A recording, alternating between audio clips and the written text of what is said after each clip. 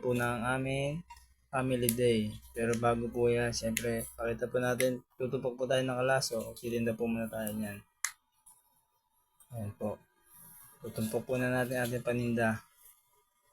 Ayan po. 300 po yan. Napakalaki po niyan. Hindi na po kayo talo niyan. Pero meron po diyang tumpok. May 80, may 70, may 90. Halo-halo po kasi laki niyan. Ayan po. Ayan po. May nakita po kayo, may malaki, may maliit, di ba? Tapos tumpok na po natin dyan dahil nagalunggong. Ganun pa rin po yung nakaraang vlog ko po, di ba? May sinabi ko na po sa inyo paano ibenta yan. May 3, may 4, may 100. Ayan po. May makita naman po kayo dyan. Yan. May makita dyan yung 7. At ayan po, naglaga na po yan. Punta tayo sa bilihan ng tinapa. Ayan po. Ayan na po yung tinapa. Tapos po niyan, bumili na po tayo niyan, magtitinda na po tayo. Tara. Punta na tayo sa pwesto natin. Ayan na po tayo. Palengke na po tayo. Wala po masyadong tao niyan. Kasi nga po excited po tayo kasi araw nga po natin ang ating Family Day. Ayan po, malulubak po tayo sa dagat. Kaya ingat po, baka may mahulog na pating.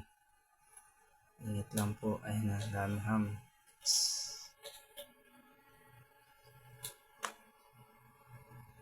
Ayan na po. Shoutout sa ito eh. Sinsya ka na.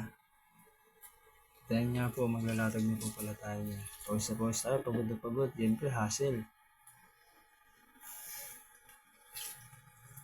Ayan na po. Bilisan na po natin kasi alam mo naman. Boost light. Tinda. Araw-araw. Kunyari tayo.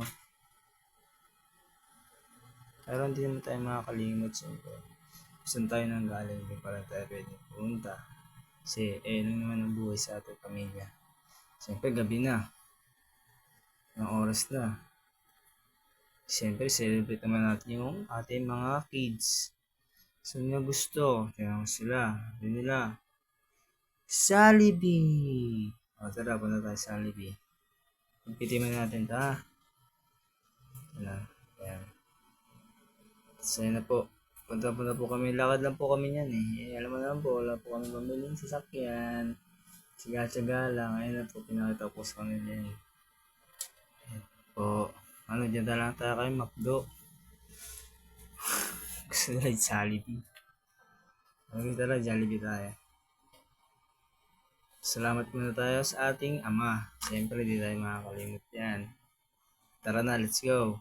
Punta tayo sa hilig ng mga kids. Ayan, after 125 years, mapunta rin kami dyan. Ayan na, tuntua po sila yan.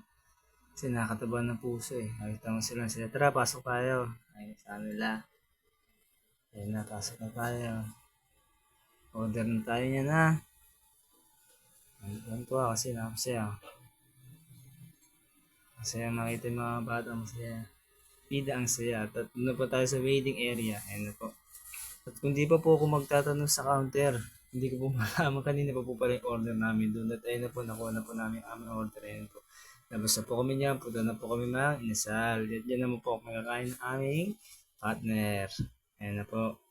At sabi, willing to wait po ba kayo? 45 minutes. Siyempre po, pakain naman natin ng kids. At aming gagawin, higop, sabaw lang muna kami. After 45 years, ano po, nakalatag na po. Kakain din. Tara, kain tayo. Ayan na. After 45 years ago, kakain pa lang kami ulit dito sa aming pambansang masa. Kamay-kamay. At ayan na po. Nakita nyo naman po, diba? After 45 years day.